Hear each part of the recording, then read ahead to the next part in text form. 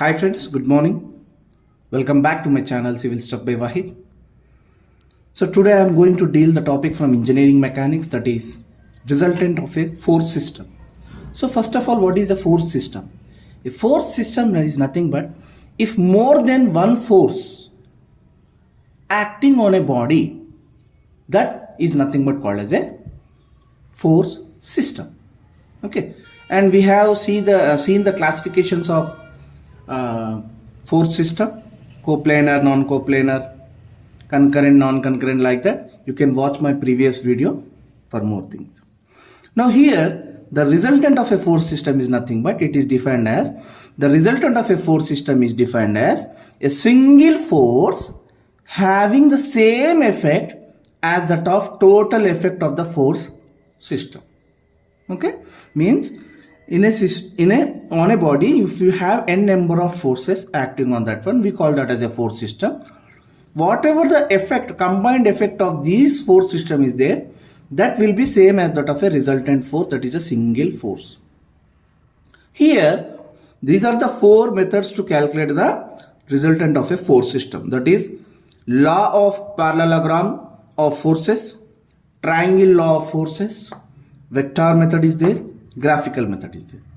Now I am not going deep into the derivation part of these methods, just competitive exams point of view I am explaining you the definition with the formulas we use for the basic calculations. Coming to the law of parallelogram forces, this law states that if two coplanar forces, what do you mean by coplanar forces? Coplanar forces are those forces will be merging out from same congal point, means point of application of forces will be at a common point, that is nothing but coplanar forces. So this law states that if two coplanar forces acting at a point are represented in magnitude and direction by the adjacent sides of a parallelogram, the diagonal passing through that point represents the resultant of two forces both in magnitude and direction. Now here you can see this figure. These are the two coplanar forces which are acting at a point A, which are represented in magnitude Q in the direction towards C. You can be showing the direction with the arrow mark, and one more force in a horizontal direction. These two are the adjacent sides of a parallelogram, and if I close these adjacents by drawing parallel to this line, and if you draw a diagonal which is passing through that point, that represents the resultant force of these two coplanar forces, resultant of two forces. And here this resultant also will be in that shown in the magnitude and direction of acting. Okay, now this resultant force will be making an angle of alpha with respect to force P.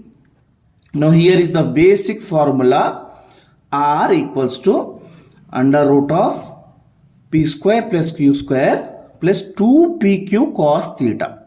Now what is the theta? Theta is the angle between two coplanar forces.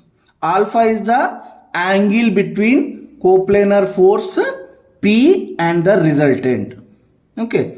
Next, in order to find out the direction, you need to calculate the tan alpha, which is equals to Q sin theta by P plus Q cos theta. So I am telling you that I have not derived it. I am just explaining you the definition point, and I am going to give you the formula itself. Now here one more case. When two forces are equal coplanar forces, means having same magnitude, acting at a point with an included angle of theta, that is here P quantity and Q quantity forces are same, then in that case the resultant will be R equals to 2P cos theta by 2, and alpha equals to what? Theta by 2. When, next case, when two coplanar forces P and Q are perpendicular to each other. When they are perpendicular to each other, this parallelogram whatever we have seen in the previous one will become a rectangular. In that case, the R becomes under root of P square plus Q square, whereas alpha becomes Q by P. Now this type of questions you may expect in any competitive exams like ecet, SSC, JE and AE, AW like that. Okay. Next we'll try to learn about the second method in calculating the finding out the resultant of a force system, that is triangle law of forces. Now here this law states that if two forces acting at a point are represented both in magnitude and direction by the two sides of a triangle taken in order, the third side of the triangle taken in opposite order represents the resultant of two forces in magnitude and direction. Now see here, this force Q and force P are merging out from point A in this direction. Now I draw a line A to P with a magnitude of P, and this Q taken in order means you have to go like this. Okay, represented in order by two sides of a triangle. Taken in order means one after the other in a sequential order, and you have to draw a line that is third side of a triangle such that they should be in opposite direction. Means see, these are acting in these directions and this is acting in the opposite to this direction. That is nothing but a triangle law of forces, and the formula is here R equals to under root of P square plus Q square minus 2PQ cos beta. Now what is alpha? Alpha is nothing but angle made by resultant force R with respect to force P. With respect to force P, whatever the resultant angle is made, that is alpha. And this alpha can be known by applying sine law for general triangle, that is sine alpha equals to Q sine beta by R. This is the basic knowledge about triangle law of forces. Now we have seen the triangle law of forces, then we need to go with the polygon law of forces. Now what is this polygon law? Here in triangle law of forces we have seen the two coplanar forces. Now here it can be stated that if number of concurrent forces acting simultaneously on a body, means more than two, and are represented in magnitude and direction by sides of a polygon, it is decided by sides of a triangle. Here sides of a polygon, okay, taken in order, then the resultant is represented in magnitude and direction by the closing side of a polygon taken in opposite direction. Now see here, from point O, it is F1 force is there, F2 force is there, F3 is there, F4 is there. Now first you would have to draw F1. Next F2 acting in this direction, taken in order. Next F3, okay. Next F4. Next closing, this is the line we call it as what? Closing side of a polygon. It has to see every force is acting in this direction, okay, and the last one will be a resultant of these all forces. Suppose if only two forces are there, for that the resultant means up to this portion this is triangle law of force, okay. If more than two forces are coming, then we go with the polygon law of forces. See, for these F1 and F2, R1 is the resultant. Next F2 and F3, for these three forces R2 will be the resultant. Next F1, F2, F3, F4, this will be the resultant. Means if n number of forces are there, finally whatever the side we are closing the polygon, that will be the resultant of these system of concurrent forces. That you need to keep in mind, okay. Now this method, this is very long time taking methods. So for that there is a one method called as a analytical method came into picture, that we will see in the next coming we'll go for the resolution of forces by analytical method. Here, the analytical method is used to find the resultant of several concurrent forces acting at a point. Okay, now see here, you have F1, F2, F3, F4 in first, second, third and fourth quadrants. Now you know these quadrant systems. XY coordinates will be there, x-axis and y-axis. Okay, and you have a coordinates. In this one, x coordinates will be positive and y will be positive. In this, x will be positive, y will be negative, and in this both will be negative, and here x will be negative, y will be positive.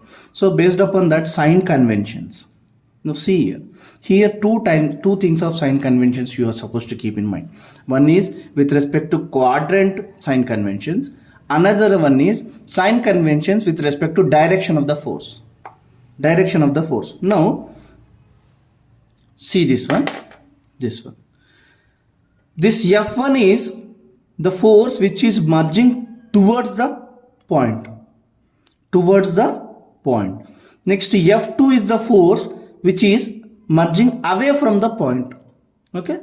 Now, towards the point, it indicates that a compression force which you are supposed to take a negative sign.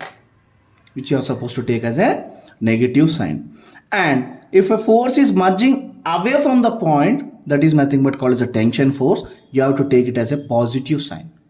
Next, coming to, if the force F1, say for example F1 is there, which is in first quadrant. First quadrant means x component and y component both will be positive, right? Now while calculating the force, you have to resolve horizontal forces and vertical forces. Okay, so theta 1 means f cos theta, f sin theta. Horizontal component is f1 cos theta. Okay, and vertical component is f1 sin theta. With respect to this figure I am telling, if the angle is here, the value will be different.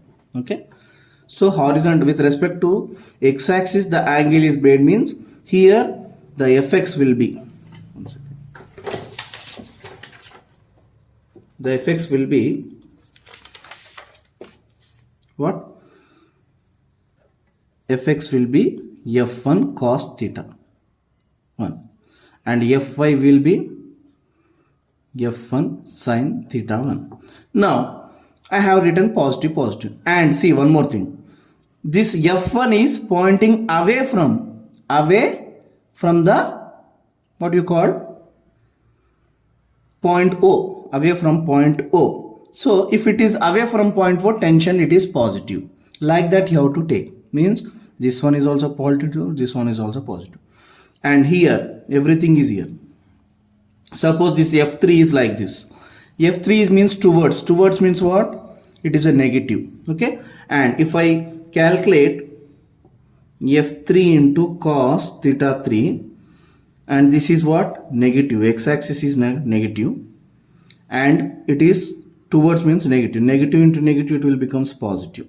Like that you have to calculate. Okay, so after calculating each force, horizontal and vertical components, the resultant of these force system will be under root of summation of fx square plus summation of fy square, and the resultant direction will be tan theta equals to fy, summation of fy by summation of fx. Is it okay? I hope you understood. This is the basic difference between analytical method and your that graphical methods like that.